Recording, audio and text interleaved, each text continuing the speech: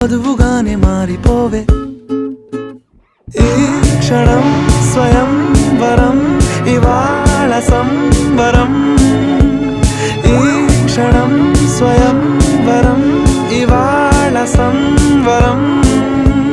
వీడుకోలు లేని తోడు అంది స్వాగతం ఈ క్షణం స్వయం వరం ఇవాళ సంబరం